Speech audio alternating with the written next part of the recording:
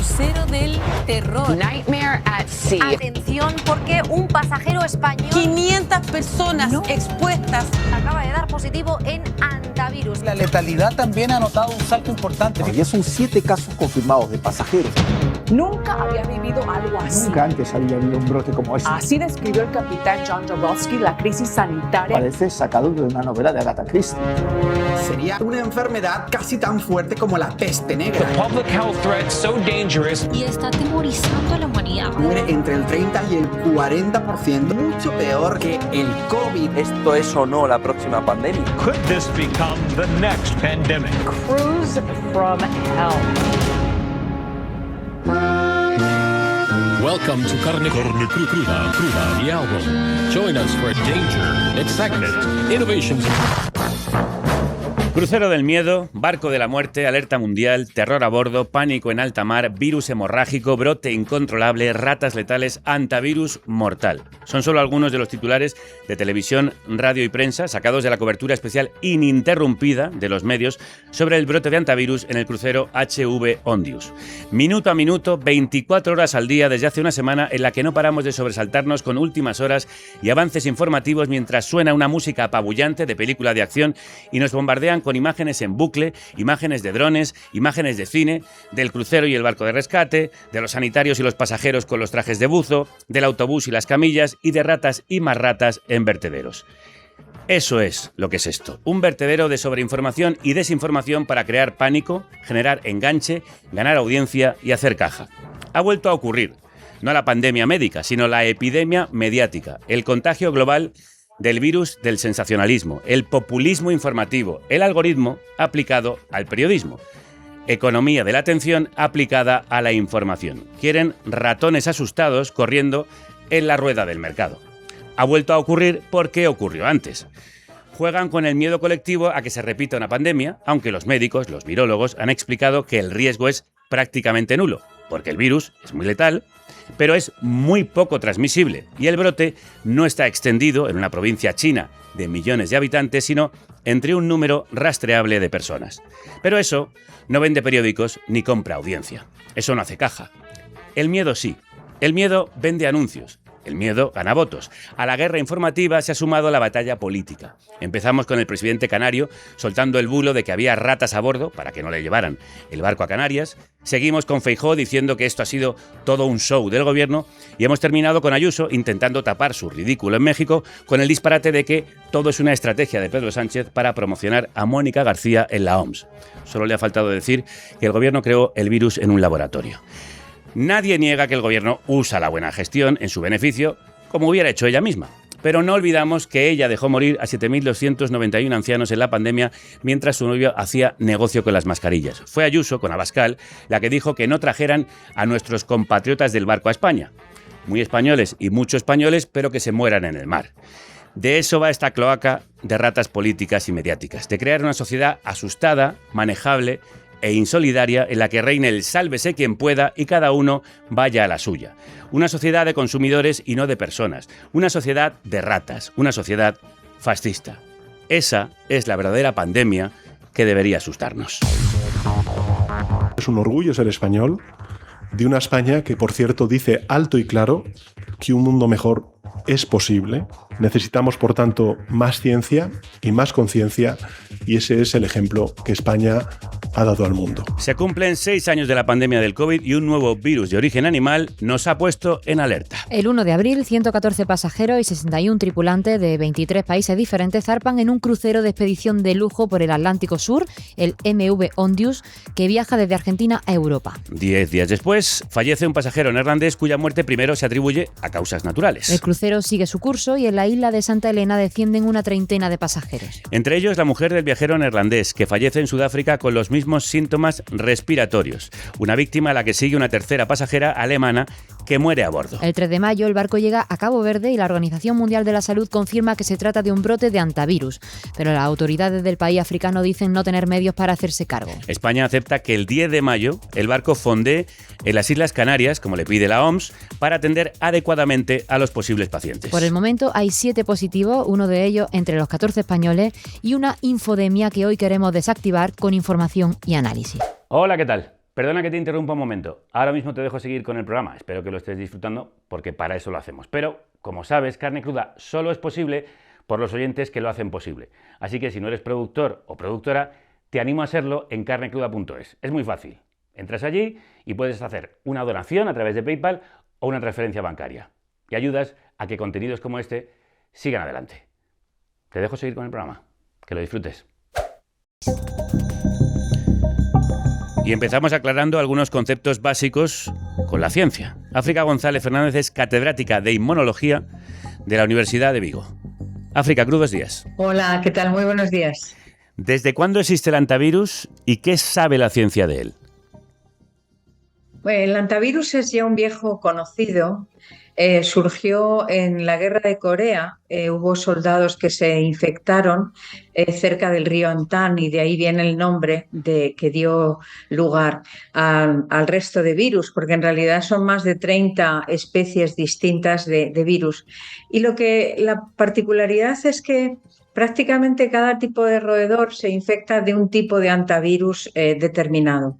Les han ido poniendo nombres de los sitios donde han surgido y se sabe que es un virus de tipo RNA, que normalmente el reservorio es el roedor, aunque también se ha encontrado en topos, en alimañas y también en algunos murciélagos, y lleva circulando y habitualmente produce brotes muy reducidos, sobre todo en personas que han estado expuestos a restos de estos animales. Pueden ser que hayan barrido, por ejemplo, en un galpón donde había roedores muertos y había heces o sangre o orina de estos animales, porque se puede inhalar o incluso también de forma más rara si pudiera haber mordeduras o arañazos de animales infectados. Esto es lo que sabemos del hantavirus, es que no es un virus nuevo, es un virus que circula prácticamente por todo el mundo.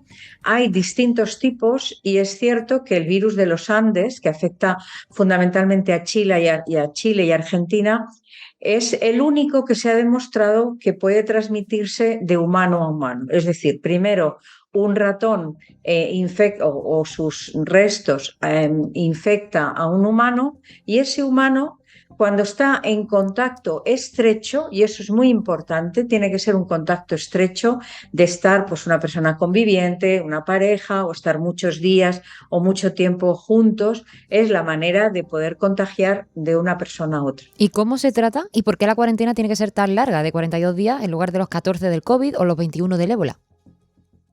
Pues es que este virus, la particularidad que tiene es que el periodo de incubación es muy largo.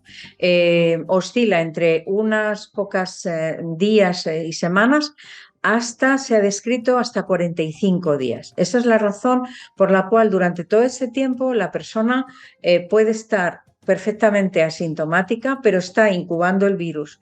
Y lo que también se ha visto es que una vez que se desarrollan síntomas, la evolución a la gravedad puede ser muy rápida. Por eso se ha hecho muy bien en desembarcar a los pacientes en el barco en Canarias, porque ya hemos visto cómo rápidamente la persona francesa y también el pasajero español han empezado con síntomas y una de ellas, de hecho, está grave en la UCI. Por tanto, el desembarco rápido y atención es lo prioritario. ¿El hantavirus puede desembocar en una pandemia, África? No, por lo que ya conocemos, suelen ser pequeños brotes. Podría darse el caso de algún caso más. Todos los positivos por ahora son solo del crucero. No se ha descrito por ahora ningún positivo que hayan sido contactos. Todos los que se han ido analizando contactos por ahora han ido dando negativos. Es posible que pudiera aparecer algún caso de las personas del crucero, pero en ningún caso es un virus con una facilidad de contagio fácil. Por esto que decía que tiene que ser un contacto estrecho. Para poner una comparativa, si estamos en una habitación con 50 personas y tenemos sarampión, una persona es capaz de infectar a 15 y cada una de ellas infecta a otros 15. Y ocurre parecido con la gripe, porque se transmite muy fácilmente por el aire y a distancia. Eso no ocurre con el hantavirus. El hantavirus requiere un contacto estrecho, requiere días de estar. Y claro, se han dado las circunstancias en el barco. Es un barco relativamente pequeño, no estamos hablando de un crucero enorme. Han estado pues comiendo juntos, conviviendo durante todo este tiempo. Por tanto, desde luego, origen de una pandemia, podemos decir que es altamente improbable. Y sin embargo, ¿te sorprende la alarma que se ha generado? ¿Ese miedo social nos podría llevar a decisiones erróneas en un fenómeno como este? Bueno, como ocurrió también con el COVID, se ha politizado mucho y realmente yo creo que aquí la voz debería ser de la Organización Mundial de la Salud. Deberían ser los que tuvieran una voz supranacional y seguir sus decisiones porque son los más expertos en este tipo de pandemias. Ellos, cuando han surgido brotes de ébola, son los que actúan, son los que mejor saben hacerlo. Aquí deberíamos de haber tenido una voz única. Se ha hecho muy bien, nos están incluso felicitando por cómo se ha llevado a cabo todo el desembarco, además con todas las medidas de seguridad al máximo, incluso mucho más estrictas que como se está haciendo en otros países. Por tanto, yo creo que ha habido también desinformación, mala información, bulos, como vosotros habéis muy bien transmitido. Y yo creo que lo que hay que escuchar es a la Organización Mundial de la Salud. Hay que escuchar a voces como la de África González Fernández, catedrática de Inmunología en la Universidad de Vigo. De verdad ha sido muy ilustrativo escucharte. Un abrazo. Muchas gracias a vosotros.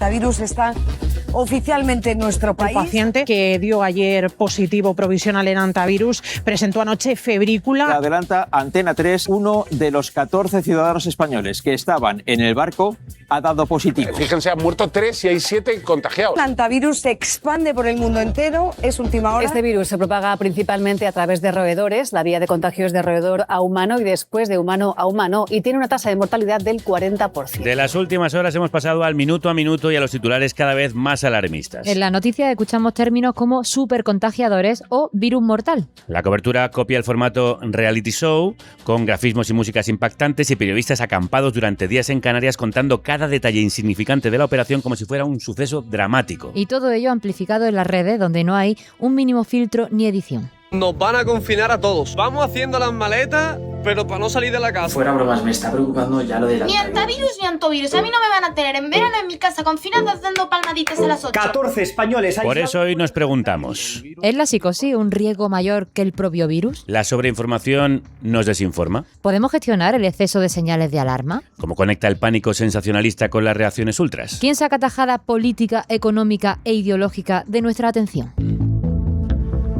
Y para contestar a estas preguntas, el primero que saludamos es a Carlos Elías, catedrático de Periodismo Científico de la Universidad Carlos III de Madrid y director de la cátedra Jean Monnet sobre desinformación y fake news. Así que si alguien sabe de esto, es él. Crudos días, Carlos. Muchísimas gracias. Bueno, sabe mucha gente más también que yo.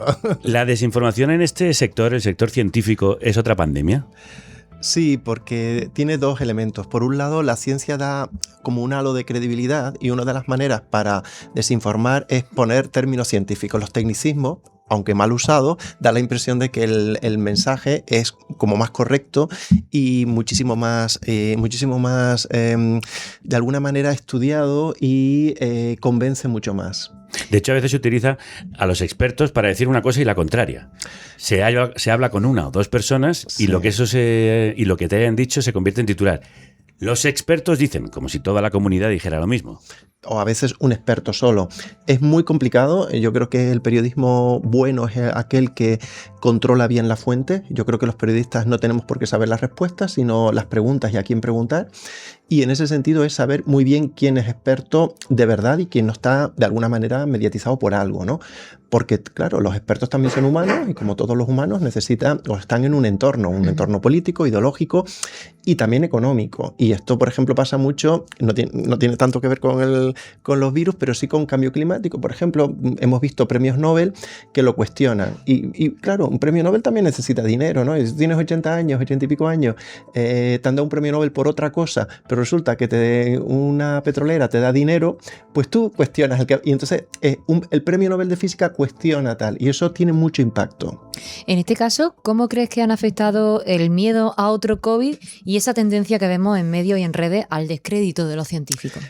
Muchísimo, por dos razones. Por un lado, la gente ya vivió lo que era una pandemia y antes no se había vivido. Yo creo que antes del COVID la gente no sabía ni lo que era un virus, ni la diferencia entre virus y bacterias, ni nada de esto. Entonces todo el mundo aprendió cosas de los virus y lo aprendimos de una forma dura porque tuvimos un confinamiento. Entonces, claro, la memoria que tenemos es eso. Y tampoco es algo... o sea, todo el mundo sabe que la creación de pánico es muy interesante para la eliminación del pensamiento crítico, porque cuando uno tiene pánico, pues se cree todo lo que le viene. Entonces, claro, utilizando que ya tenemos una memoria previa del COVID, una memoria de lo que sucedió, y como el virus también no deja de ser algo muy técnico, porque la gente no sabe exactamente qué es un virus, bueno, pues lo asocias y claro, los científicos, especialmente los virólogos, los médicos, bueno, cualquier tipo de científico sabe que no todos los virus son iguales, que hay muchos tipos de virus, etcétera, etcétera, ¿no? Entonces, claro, de alguna manera se utiliza eso para crear pánico. Sí, de hecho lo que se hace muchas veces es obviar la información que sabemos que desactivaría ese miedo, precisamente para incentivar el pánico general. Fernando Simón hoy ha salido diciendo: la transmisión entre personas es muy difícil. Hace unos años decía: en España solo va a haber uno o dos casos de coronavirus. Teresa, lo ha dicho Alfredo también. A ver, ¿por qué no la cuarentena en el propio barco? Parece un lugar más que indicado para pasar la cuarentena hasta que los pasajeros parece que están libres de toda enfermedad. Ya nos han explicado por qué no la cuarentena en el barco. Vamos a seguir analizando ese plató del pánico. Lo hacemos ahora con Aurora Labio, que es profesora de periodismo en la Universidad de Sevilla y directora del grupo Medios, Políticas de Comunicación y Democracia en la Unión Europea. Aurora, crudos días. Crudos días.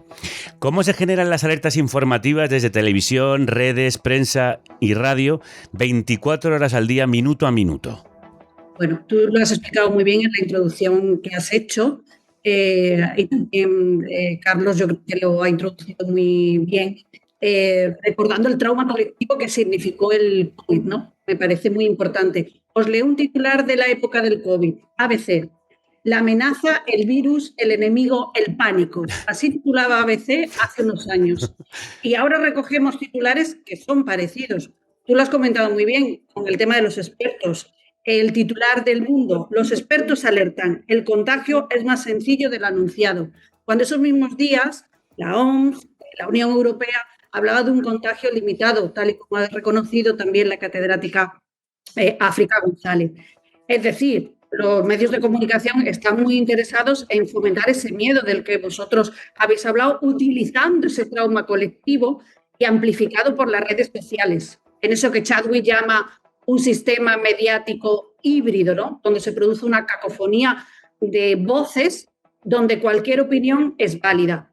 Los medios hoy en día, lamentablemente, no los periodistas, sino los medios que forman parte de empresas, de corporaciones, se hacen eco también de esas voces y tienen que contribuir a ese contenido simplificado y de alerta, de miedo. Claro, ¿qué papel cumple ahí la espectacularización cinematográfica, tanto en imágenes como en el lenguaje? Totalmente, Violeta.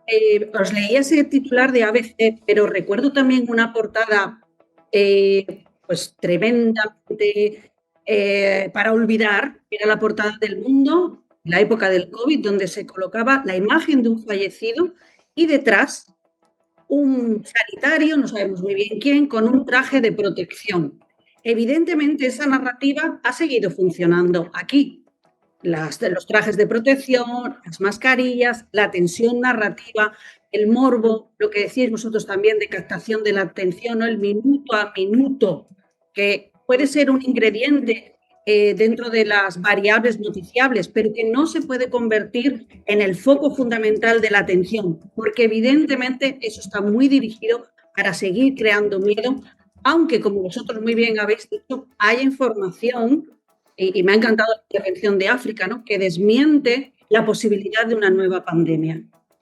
Y ¿Qué generan en el espectador esas estrategias de atención, Carlos? Ese minuto a minuto, última hora, esa especie de ansiedad informativa que hace que ya no solo vayamos a la televisión, sino también a las redes, a buscar más y más información que a veces nos desinforma. Efectivamente, yo creo que todo empezó un poco cuando empezaron las televisiones 24 horas, de noticias 24 horas. Antes no existía ese, vamos a decir, dopamina de la información. Entonces lo que te crea eso es una sensación de que tienes que estar continuamente informado y al final es una droga, porque te va retroalimentando y luego también lo que sucede es que hay como si fueran cámaras de resonancia, entonces la gente ve el medio de comunicación que de alguna manera sus ideas previas se las refuerza, entonces es cada vez de alguna manera ideológicamente más, más potente con su propio mundo, pero no quiere hablar con alguien que piensa diferente. Entonces, eso reafirma muchísimo la polarización y además necesitas argumentario constante. Y luego además es una especie de dopamina que está siempre enganchado. Y claro, necesitas audiencia, necesitas clickbait en internet, etc. Entonces, claro, es que la creación de pánico es potentísimo en las películas, por ejemplo, etc. Y luego también hay otro elemento que tiene que ver con las narrativas que comentaba mi compañera Aurora Labio, y es incluso las narrativas cinematográficas, que tiene que ver con teorías de conspiración. ¿Qué es una teoría de conspiración? Al final de cuentas, es un relato donde lo importante casi no es el héroe, sino el villano. Es decir, para que una teoría funcione de conspiración es importante un buen villano. Tú gestionas un buen villano y vas a por él, ¿no? Entonces, eso tiene mucho enganche de por sí. También es verdad que en ese sentido, yo creo que cuando el gobierno puso como portavoz otra vez a Fernando Simón, pues yo creo que ahí hubo un poco de error, porque claro, la gente veía... Bastante. Bastante error, y se podía haber puesto a otra persona que luego se ha puesto a otra persona. Pero claro, en ese momento yo creo que no fue el portavoz más adecuado porque te retrotraía a todo el elemento del COVID. En ese relato del enemigo, pues muy bien decía Aurora que hay toda una retórica de fatalidad, de batalla, de guerra. De hecho, yo veía estos días bastante sorprendido y con cierto humor cómo se utilizan esos gráficos muy impactantes para decir 7 contagiados. Cuando en realidad, cuando hablábamos de las cifras del COVID, hablábamos de muchísimo más contagio. Claro, y en ese sentido, Aurora, hablando desde la propiedad de los medios, ¿cómo se conecta ese amarillismo televisivo, esa tertulia eterna, con el negocio de las redes sociales? ¿Son negocios que ahora están conectados? De manera directa, en ocasiones sí. Nos tenemos que ir al plano internacional. Sabemos que gente como Bezos viene de Washington Post y podemos conectarlos con otras tecnológicas como la de SpaceX, del Max, que tiene X. No nos olvidemos que toda esta gente estuvo en la toma de posesión de Trump. No vamos muy lejos, pero de alguna manera sí tenemos que hablar hoy en día de una conexión entre las grandes tecnológicas, que a su vez tienen redes sociales, y los medios tradicionales. Y en esto tiene que ver también todos esos memes que se han creado en los últimos días y que recuerdan a algunos de Estados Unidos. Habéis comentado el tema de lo de las ratas. A mí, en cuanto yo lo vi, me acordé mucho de otro meme muy conocido que sonaba un bulo nada creíble, pero que le funcionó muy bien a Trump. El de los haitianos que se comían perros y gatos en Ohio.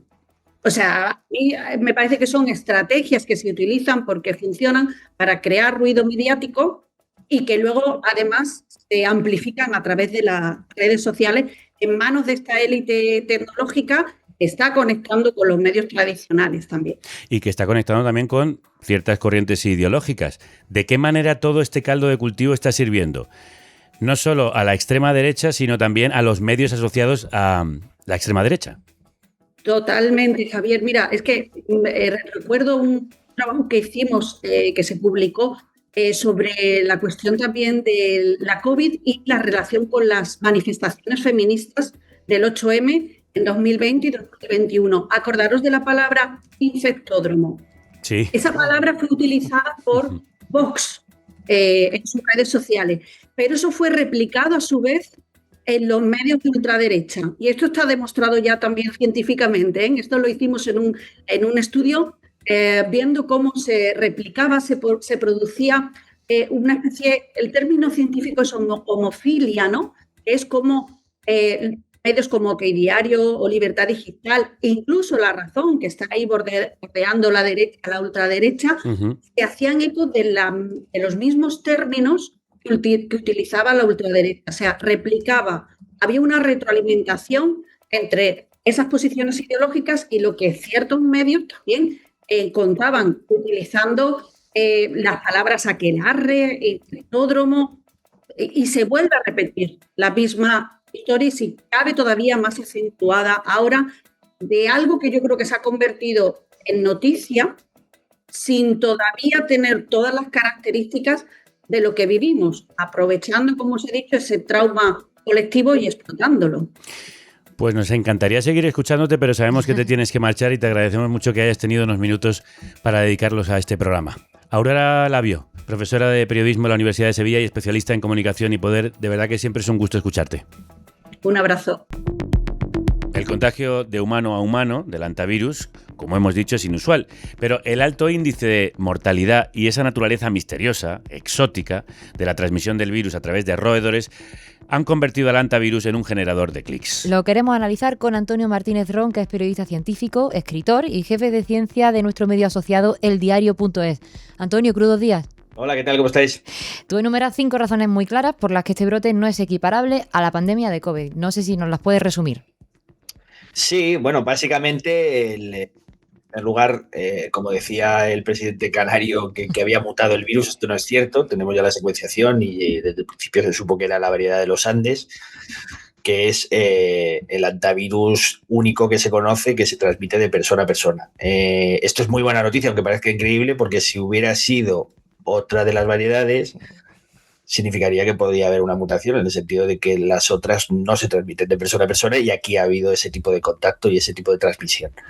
En segundo lugar, bueno, no es nuevo, no ha mutado y además es que no es propenso a mutar por varios motivos, por su estructura, pero sobre todo por una cuestión que es fácil de entender, que es que nosotros no somos un hospedador de este virus, somos un callejón sin salida o una vía muerta. En el coronavirus, sin embargo, tenía muchas opciones de jugar a probar, a ver nuestro sistema inmune, a ver cómo escapar de él, porque estaba dentro de nosotros y se iba transmitiendo y tenía muchas oportunidades, muchos juegos de esa lotería, ¿no?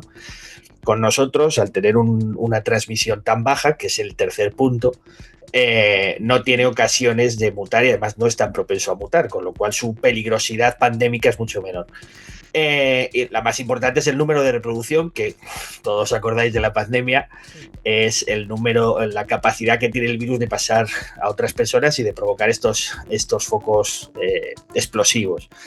El número de reproducción inferior a 1 se considera que el virus no es peligroso en el sentido que un 1 significa que por cada infectado se transmite a una persona. Si llegas a números como por ejemplo el sarampión, que va por 14 o 15, es una locura. El coronavirus llegó a tener números bastante altos, pero este tiene una reproductibilidad o un número de reproducción, un R sub 0, que es como se llama técnicamente, inferior a 0. Cuando se produce todo esto dentro de un crucero, o como pasó en la población que se documentó en Patagonia, donde hubo el último brote en 2019, que es un sitio muy cerrado, con gente muy cerca unos de otros, en esos casos el número de reproducción sube por encima de 1, pero sube en ese momento. Luego, si se empieza a dispersar por otros sitios, el virus tiende a apagarse, que es el último punto. Es decir, ¿qué pasa ahora con los casos que se van a ir salpicando, estos positivos que aparecen en Francia, aquí en España? ¿Tienen posibilidad de seguir extendiendo la enfermedad? Una vez que están controlados, las posibilidades disminuyen porque a todo el mundo se le está vigilando para que esto lo produzca, pero imaginemos que hay un caso sin control. Incluso en ese caso, la capacidad del virus de reproducirse o de contagiar es mucho menor que la del coronavirus y en ese sentido podemos estar tranquilos. Eso no quiere decir que estemos relajados, sino que están las autoridades sanitarias encima de eso para intentar evitar que se siga propagando, pero no hay que llamar al alarmismo, como han hecho muchos, sobre todo el presidente Clavijo, que ha dicho unas barbaridades que son totalmente irresponsables para una autoridad política. Sí, y ahora lo escucharemos, pero te quería preguntar, ¿cómo has visto tú desde el periodismo científico estos maratones de tertulia, estas conexiones en directo, estas horas y horas de discusión sobre esta crisis? Pues ya lo sabéis, ¿para qué me preguntan, no? Para que lo oigan los oyentes. Para que lo diga. Pues mal, ¿qué me va a parecer? Quiero decir, entramos en unas dinámicas que son tóxicas, informativas, de hecho, saltan en pocas horas, que en algún momento ha rozado el ridículo en el sentido de que se estaba sobredimensionando. Es verdad que es un foco de atención mundial, hay un montón de gente de un montón de nacionalidades y el operativo era muy delicado y tenía que ser muy preciso, pero se estaba prestando una atención que era un poco para estudiar, ¿no? A ver cuál es el papel que hacemos nosotros también a la hora de poner un altavoz a este tipo de situaciones y generar alarma en la población. ¿Cómo le explicas a la gente que puede estar tranquila cuando tienes un despliegue salvaje de reporteros por cada rincón de la isla mientras se produce el operativo, ¿no? Es un poco contradictorio. ¿Y cómo habría que hacerlo? ¿Cómo hay que hacerlo bien? ¿Cómo se hace bien? Bueno, básicamente la receta no es muy difícil, es informar con rigor, sin exagerar, sin generar titulares para crear clics. Mira, os voy a poner un ejemplo muy, muy sencillo, sin citar a medios ni a compañeros. Pero, por ejemplo, nosotros en el diario.es tuvimos la oportunidad de hablar con Gaspar Domínguez, que fue el médico chileno que atendió el último brote en la Patagonia de este tipo de virus, del hantavirus, de los Andes, y nos dio todo tipo de detalles en una entrevista que publicamos muy pronto sobre cómo había sucedido esto y la poca capacidad de propagarse de este virus. Otros medios accedieron al médico argentino, otro lado de la misma película, que también había dicho lo mismo que decía el médico chileno, pero el titular que eligieron no fue tiene poco potencial pandémico, sino se puede reproducir más allá del contacto cercano. Ajá. Lo cual no era del todo cierto, era un poco relativo todo esto, ¿no? Entonces, ¿cómo se hacen las cosas? Pues cada maestrillo tiene su librillo y lo que creo que es lo más ético y lo más riguroso es intentar ceñirse a la información que no alarme a la sociedad innecesariamente. Si tienes una información que te dice que no es un virus con potencial pandémico, destaca sobre todo eso y no busques exactamente el detalle que te interesa para generar muchos clics porque da mucho miedo, ¿no? Aún así, Antonio, no queremos dejar de preguntarte que se calcula que hay unos 10.000 virus desconocidos que pueden saltar de animales a humanos si seguimos invadiendo hábitats hasta ahora no conocidos por nosotros o si avanza el calentamiento global. ¿Estamos jugando a esa ruleta rusa, como decías tú en tu artículo del diario?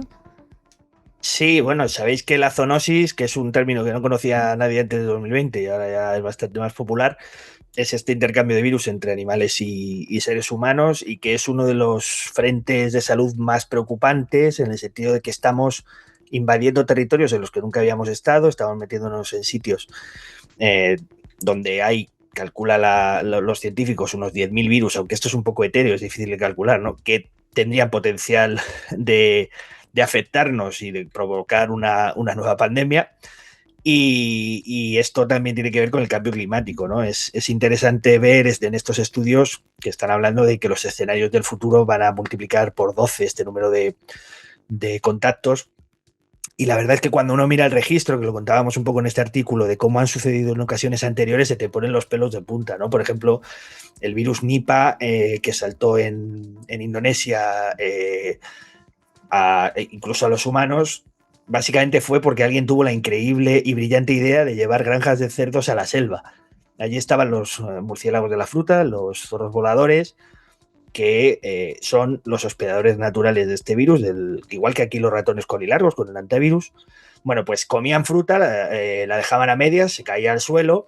Esta fruta tenía restos del virus de estos zorros, que en ellos no provoca ningún síntoma, igual que los ratones.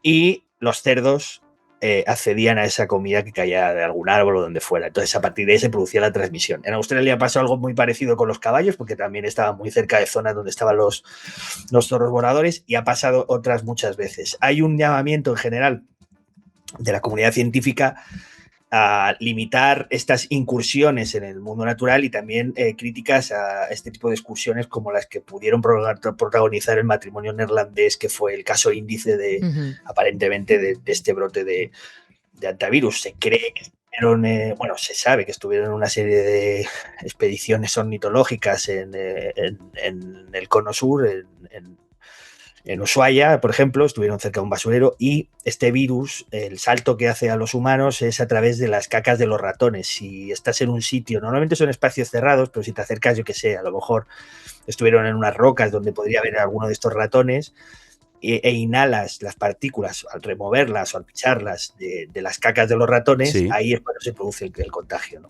Entonces este tipo de incursiones son las que están favoreciendo el salto de los virus a los seres humanos. Lo que hay que hacer es leer las crónicas de Antonio Martínez Ron, nuestro compañero en el diario.es, que además forma parte del imprescindible podcast Catástrofe Ultravioleta, que hoy estrena temporada y que os recomendamos escuchar. Como siempre, un placer escucharte. Mañana. Tiene que durar un poco más. Muy bien. Hasta entonces. Antonio, muchas gracias. Un abrazo. A vosotros. Esta nueva amenaza sanitaria es también una nueva oportunidad para enfangar, tanto en la arena política como en la mediática. Víctor Clavijo afirmó que el barco podía transportar ratas que podrían llegar a nado a la costa, en lo que ya se ha llamado informes roedores que él y su equipo sacaron de la IA. Tenemos reparo a que a lo largo de la noche pueda bajar algún roedor y que desde luego nos ponga en peligro la seguridad de los canarios. Santiago Abascal y Esperanza Aguirre consideran que esta operación, que ha sido coordinada por la OMS, es sin embargo una maniobra de distracción de Pedro Sánchez. Pedro Sánchez no tiene ningún solo escrúpulo y que es capaz incluso de provocar una epidemia con tal de que no se hable de la ciénaga de corrupción que preside. O sea, indignada con el gobierno, que lo que sí hace es poner una cortina de humo con esto del coronavirus, que lo que es un programa de televisión, ¿cómo se llama lo de ahora? El antivirus.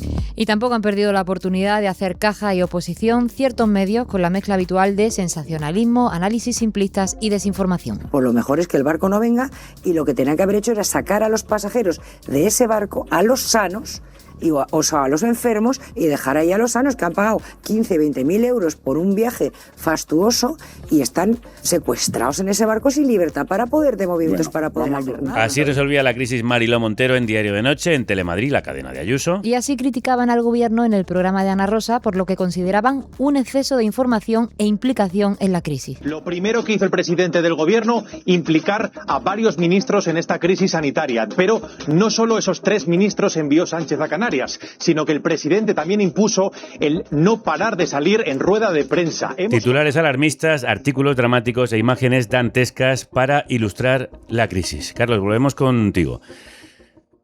Mucha información es desinformación.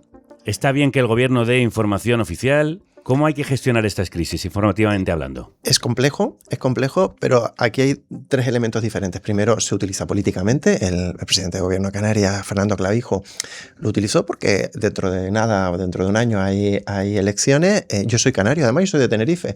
Entonces, allí hay un sentimiento, no voy a decir independentista total, pero sí que hay, bueno, él es nacionalista, él es nacionalista, pero Coalición Canaria no es totalmente independentista, ¿no? Es más nacionalista, moderada, y bueno, pues eso sabe que le reporta votos y es obvio, ¿no? O sea, la narrativa de él es una narrativa muy habitual en Canarias.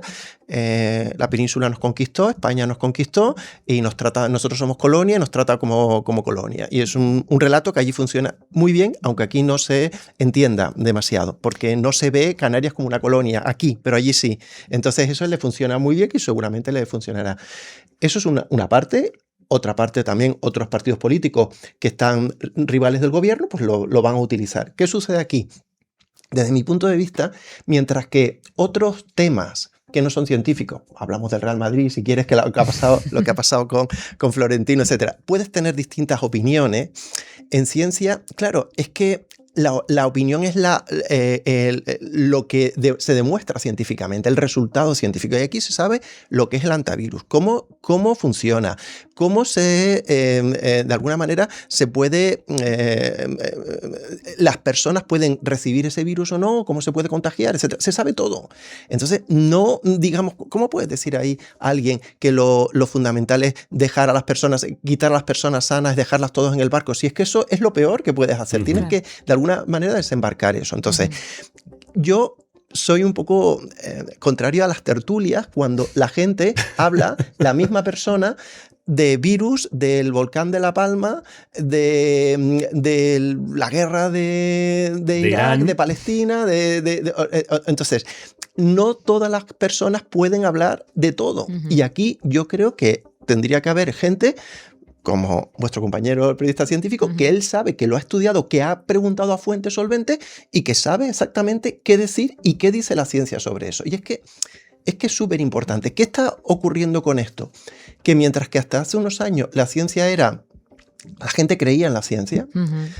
Básicamente, en estos momentos hay un repunte importante que viene especialmente desde las ideas más de la derecha y la ultraderecha, de cuestionamiento de la ciencia, cuestionamiento de las vacunas. Bueno, lo tenemos con Trump, con quien ha puesto de lo que sería allí el ministro de Sanidad, que es un antivacuna declarado, ¿no? Ha aumentado, por ejemplo, que nosotros lo estamos estudiando, aunque parezca una tontería, el terraplanismo, la gente que piensa que la Tierra es plana, ¿no? Entonces, ¿eso por qué ocurre? Bueno, pues por ahí hay un sentimiento de tribu, etcétera, etcétera, tú lo piensas, y al final eso está contribuyendo a una polarización importante, con el agravante de que, sinceramente, el terraplanismo, bueno, pues te puede dar igual o lo que sea, pero en salud no. En salud el pánico es muy, muy potente.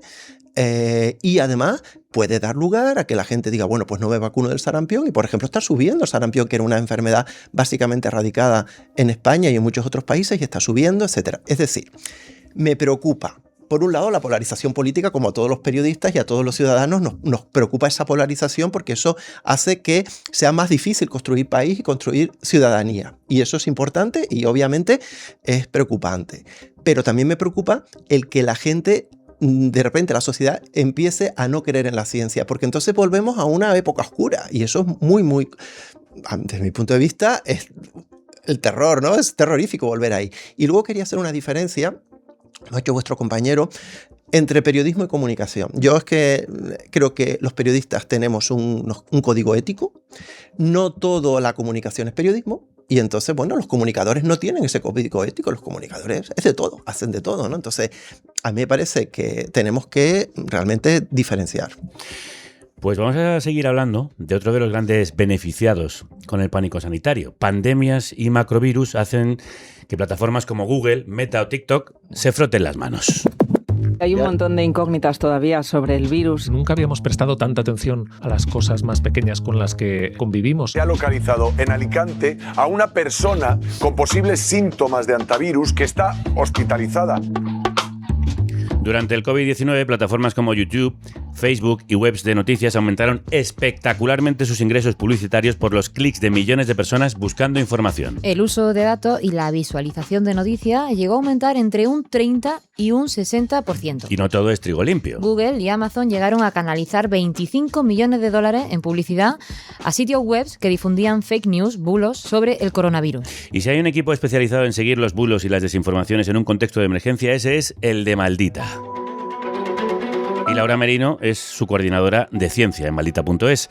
Laura, crudos días. ¿Nos puede resumir los bulos más compartidos y escalofriantes que habéis encontrado estos días sobre el hantavirus? Nosotros tenemos aquí un poco de conflicto porque evidentemente en futuribles no podemos entrar y hay mucho, esto es una pandemia, está todo pensado, ¿no? Pues como veíamos un poco con el COVID. Pero sí que podemos aterrizar algunos que sabemos que son evidentemente mentira. Por ejemplo, las supuestas vacunas que de repente todo el mundo habría desarrollado y todo el mundo, y todas las farmacéuticas tendrían listas precisamente en el momento en el que se detecta este brote, ¿no? Por ejemplo, empezamos con muchos supuestas capturas de pantalla de supuestos titulares que hablaban de que precisamente Pfizer en este momento había desarrollado una vacuna con ARN mensajero, además que es una palabra como que un concepto que a todos nos da mucho miedo, ¿no? Sí. Contra el hantavirus, ¿no? Y nada, lo primero que hicimos es evidentemente preguntar a Pfizer, que nos contestó rapidísimamente diciendo que no solamente no era cierto que tuviesen buenos resultados a partir de un fármaco desarrollado para evitar el contagio por hantavirus, sino que además nos remitieron a una herramienta online que ellos tienen para poder ver todos los medicamentos y vacunas que están desarrollando. Y si bicheábamos un poco, bastaba con poner el titular que se estaba moviendo en esa captura de pantalla, que venía a decir algo así como que Pfizer presentaba resultados pues prometedores sobre una nueva vacuna R mensajero contra hantavirus. Bueno, pues buscando este mismo titular vemos que era una captura de expansión, ¿no?, del año 2025 en el que simplemente se había cambiado la palabra antivirus por gripe, ¿no? Además, si nos fijábamos luego en el autor de esa información, era para comerlo, que no sé, igual nos puede hacer sospechar, ¿no? En relación a Pfizer también, y no solamente ahora con no quiero llamarlo crisis desinformativa porque espero que no lleguemos a eso todavía, ¿no? Pero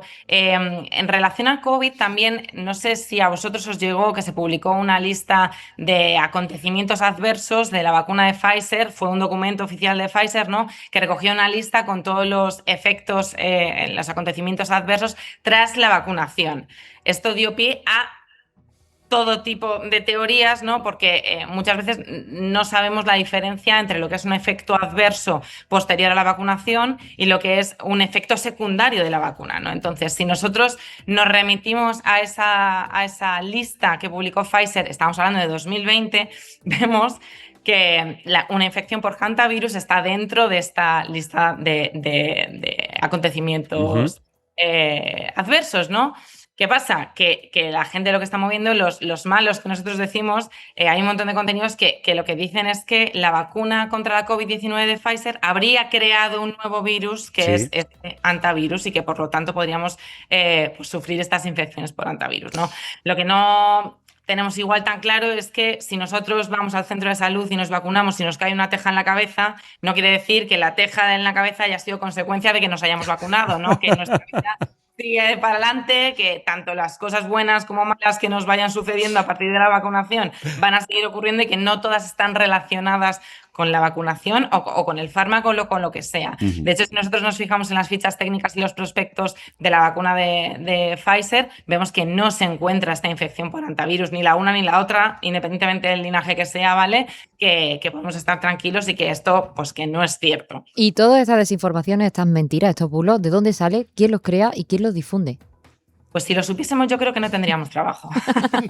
Así que os diré que nosotros es verdad que tenemos mucho acceso porque tenemos línea directa, por así decirlo, con la gente, porque tenemos un chatbot de WhatsApp a través del que la gente nos puede remitir esos mensajes que consideran que pueden contener desinformación o no, ¿no? Porque si es verdadero, pues es verdadero, pero bueno, nos lo puede remitir a nosotros, entonces ahí nosotros entramos ya sin entrar en las conversaciones de nadie, que no, que esto es algo que parece que la gente tema, no, o sea, un usuario puede coger un contenido, una captura de pantalla, un enlace, lo que sea, y remitirlo a este chatbot. Entonces, como que tenemos acceso también a la desinformación que se mueve por mensajería instantánea, que yo creo que es una de las más peligrosas en el sentido de que nos llega a través de gente cercana, ¿no? Y puede que le demos pues más veracidad por el mero hecho de que mi prima, mi abuelo o mi padre no me va a estar intentando meter o colar un bulo, ¿no?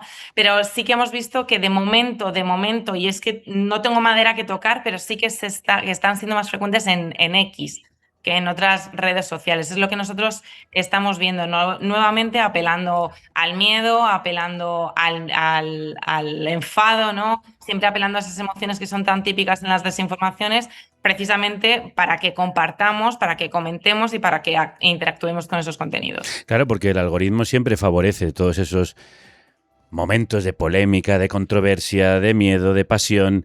Carlos, ¿qué estrategias utilizan Google o Meta para monetizar picos informativos de crisis sanitarias como esta? Bueno, ellos básicamente tienen su algoritmo y entonces cuando ellos ven que una información está muy seguida y sobre todo lo que hacen es recomendarte gente que sigue esa información, o sea, tus amigos no son los que te discuten, sino los que te creen, pues básicamente cuando ven que hay un pico, el algoritmo hace que se dé más información de ese tipo. Es decir, y en lugar de contrastarla o de refutarla de alguna manera, esa información que refuta no interesa, porque tú te irías de la red. O sea, si tú estás en X y ves una información donde dice que el virus este puede ser muy contagioso y que puede ser peor que el coronavirus, y de repente viene alguien que te dice que eso no es cierto, pues tú te vas de la red. Sin embargo, si te siguen alimentando eso, sigues ahí.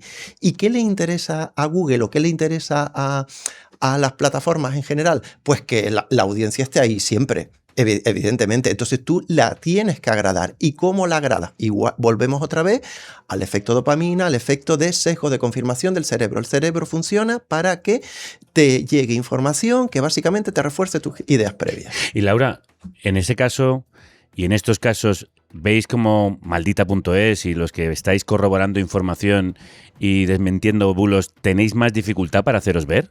para hacernos ver entre la desinformación de la gente cercana, imagino, ¿no? Sí, me refiero que nosotros lo que en vemos este contexto tóxico es difícil a veces desintoxicar. Sí, y sobre todo que la desinformación tiene los superpoderes necesarios para compartirse mucho más, para viralizarse mucho más rápido que el desmentido, ¿no? Es mucho más atractiveta, utiliza testimonios personales, gente que en teoría ha estado ahí, que lo ha visto, que puede confirmar que todo lo que están diciendo es mentira, ¿no? Frente a una información mucho menos jugosa, mucho más realista, que es la que nosotros tenemos que dar, y es que en este caso, pues bueno, que no hay que preocuparse, que no hay que alarmarse, que recurramos a las fuentes oficiales, que recurramos a los expertos, que los medios de comunicación, además, en este caso, que el virus que se conoce desde hace años, están recurriendo a gente que se te cae la baba cuando la escuchas hablar, ¿no? Entonces, bueno, que aprovechemos esta situación. Desde los poderes públicos, que ha habido un debate en torno a esto, ¿creéis, y esta pregunta la abro a los dos, que habría que forzar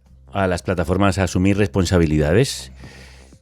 El problema en este caso es que las plataformas, en el caso de España, no son españolas, ¿no? Entonces es muy difícil controlar unas plataformas que no están aquí y que la gente tiene unos algoritmos que no sabemos cómo funcionan o que es difícil saber cómo funciona. Responsabilidad, vuelvo a decir, yo creo que una cosa es la comunicación y otra cosa es el periodismo. Las plataformas no hacen periodismo, hacen comunicación. Y la comunicación entra todo, entra la propaganda. Goebbels era un gran comunicador, el DIRCOM de Hitler, ¿no? Claro, y no habría que ponerle un límite a eso. Es decir, por ejemplo, en X ha habido durante un tiempo y vuelve a estar ahora activa la... No, yo no digo que no, pero digo que le es difícil a alguien, un país como España, poner eso a plataformas que no son de aquí, que no facturan aquí, que no tienen nada que ver con esto. ¿Qué puedes hacer? ¿Cerrarla? Es una polémica enorme, porque mira cómo te llevaría otros partidos políticos, etcétera. Es muy complicado.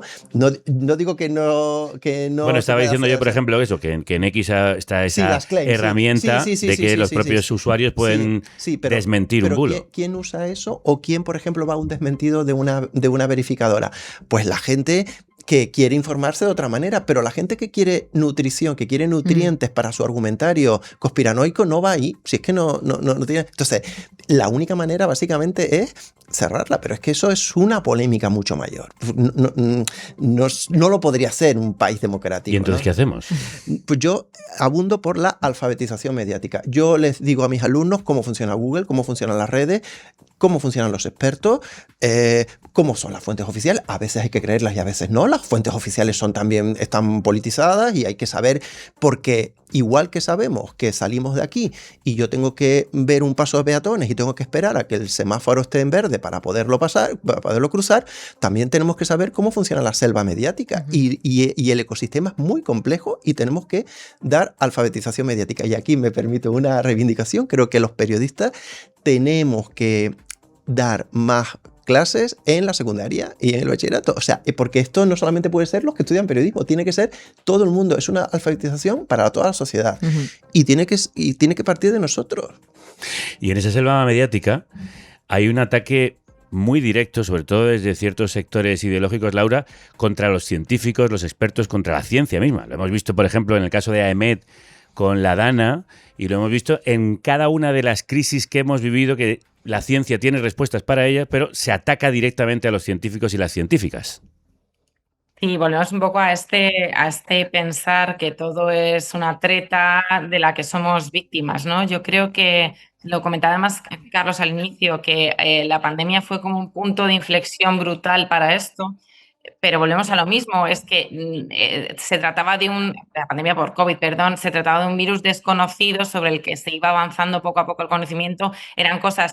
Se pedían respuestas de ya para allá, no solamente a los científicos, también a la prensa, también a los periodistas. De hecho, también nosotros yo creo que salimos un poco salpicados, ¿no? A raíz de mascarillas sí, mascarillas no, qué pasa con las vacunas, ¿no? Pero es que tenemos que volver a incidir en que la ciencia es algo que se hace poquito a poco y que si pedimos que las respuestas estén ya en relación a algo que no se conoce, las respuestas probablemente no sean todo lo certeras que serían en un momento en el que la ciencia está preparada para dar un claim o una afirmación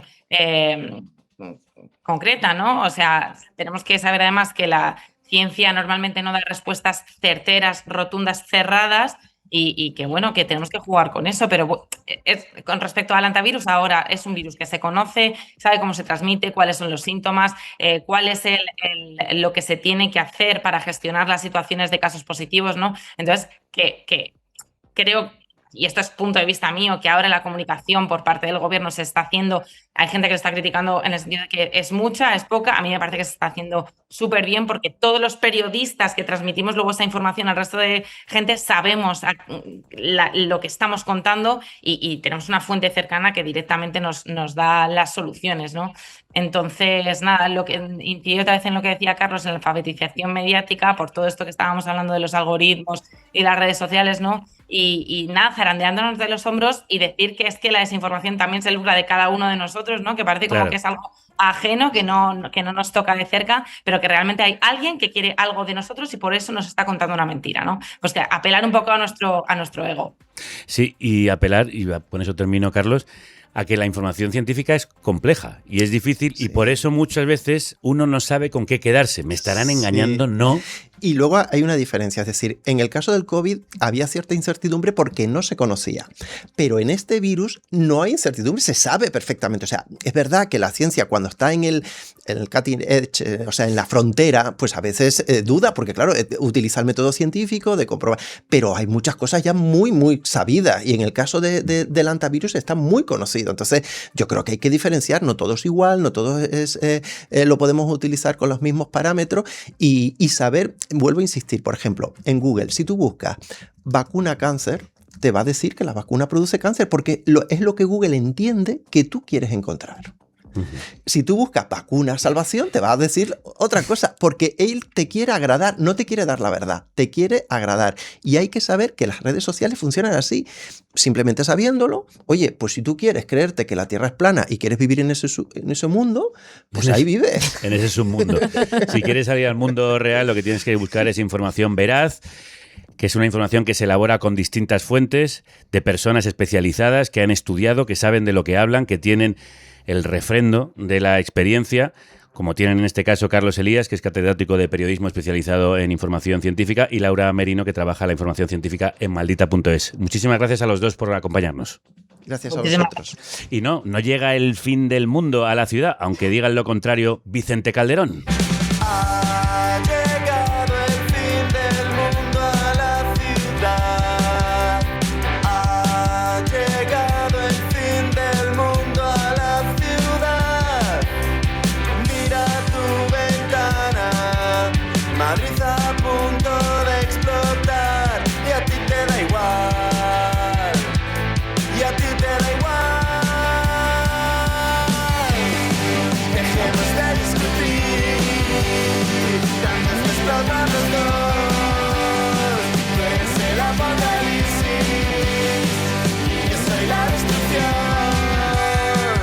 Para evitar el apocalipsis y la destrucción, lo que necesitas es buena información, como la que creo que te damos aquí en esta República Independiente de la Radio, que acaba de ser reconocida por su labor informativa.